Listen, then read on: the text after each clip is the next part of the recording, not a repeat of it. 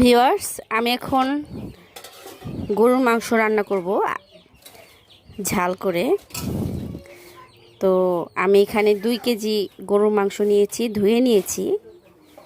ধুয়ে রাখা হয়েছে।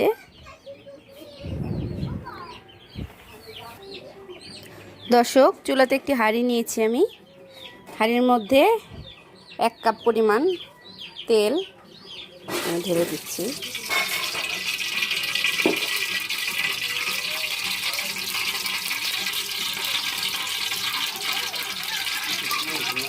তেলটা গরম হয়ে গেলে আমি এখানে দারুচিনি রেখেছি। আমি এখানে তেজপাতা দিয়ে দিচ্ছি, দারুচিনি যেটা দিয়ে দিলাম, এলাচ আগে থেকে একটু ভেঙে নিয়েছি, এলাচ দিয়ে দিলাম। সব কিছু দিয়ে একটু নেড়ে নিচ্ছি।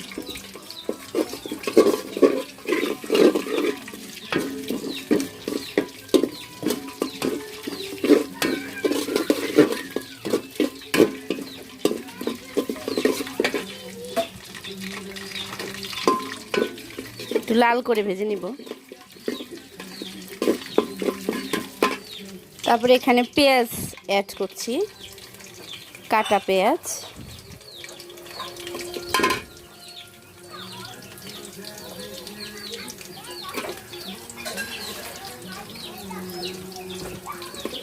পেঁয়াজ ভেজে নিব।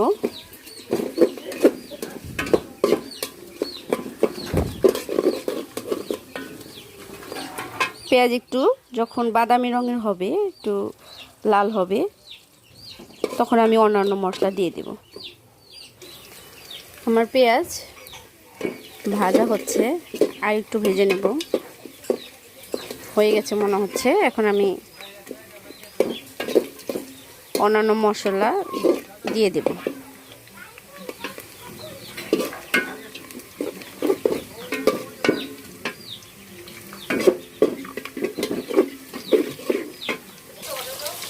আমি এখানে মশলা দিয়ে দিচ্ছি সব একসাথে বাটা, আদা রসুন পেঁয়াজ।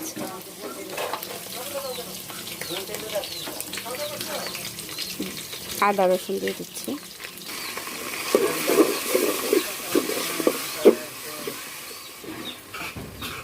গুঁড়া মরিচ অ্যাড করছি। হলুদের গুঁড়া 2 চামচ অ্যাড করছি।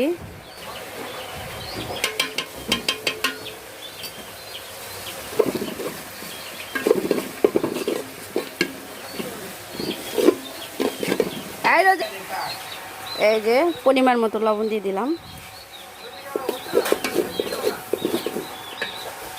আমি 1 চামচ জিরা বাটা দিচ্ছি। আবার মশলাটা ভালোভাবে কষাতে হবে।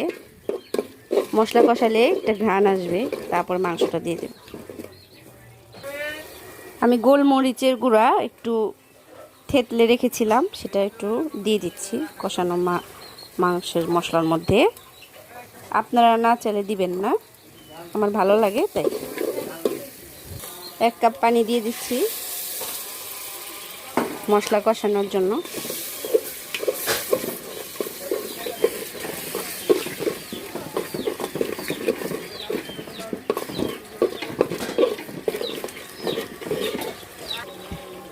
এখন আমি মাংস ধুয়ে রেখেছি, এটা আস্তে আস্তে অ্যাড করব কষানো মশলার মধ্যে। দেখুন ভিউয়ার্স,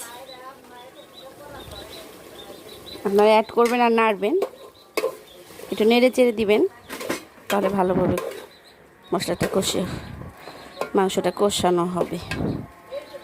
আমি ধুয়ে রেখেছি, তারপরে দেখুন কত লাল হয়ে গেছে পানিটা।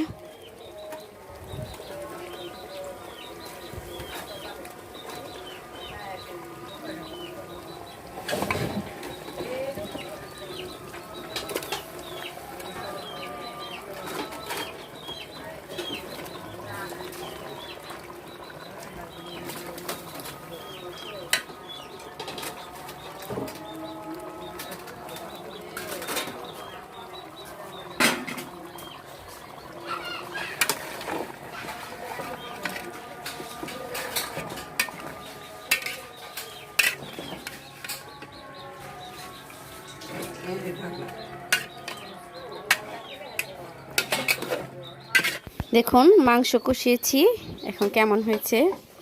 ওয়াও, অনেক সুন্দর হয়েছে। দেখুন দর্শক, আরও কষাতে হবে। সিদ্ধ হলে তারপর আমরা এর মধ্যে জিরা ভেজে রেখেছি, সেই ভাজা জিরা এর মধ্যে অ্যাড করব।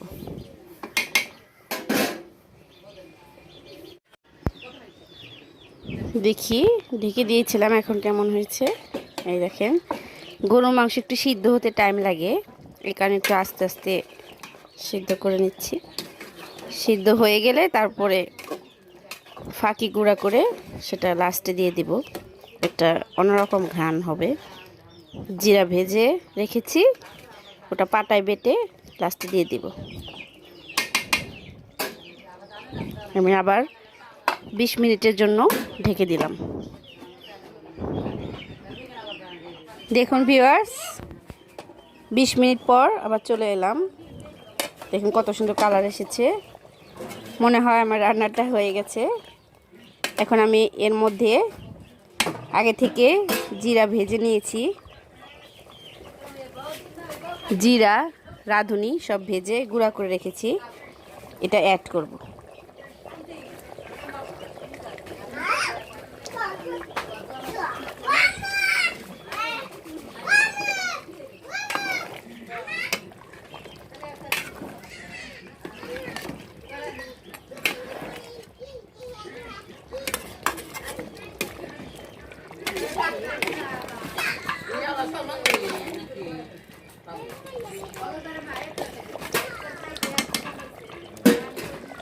আমি আবার 5 মিনিটের জন্য ঢেকে রাখছি।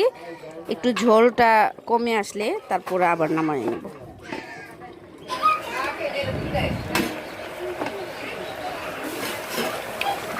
ভিউয়ার্স, আমার রান্না হয়ে গেছে।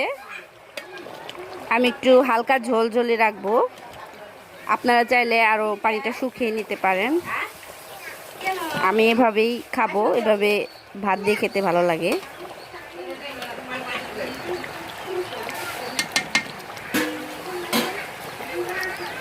আমার রান্না হয়ে গেছে, আমি এখন চুলাটা অফ করে দিব। ভিউয়ার্স দেখুন কত সুন্দর হয়েছে, আপনারাও এভাবে ট্রাই করবেন, খাবেন, ভালো লাগবে। ঝাল ঝাল গরুর মাংস।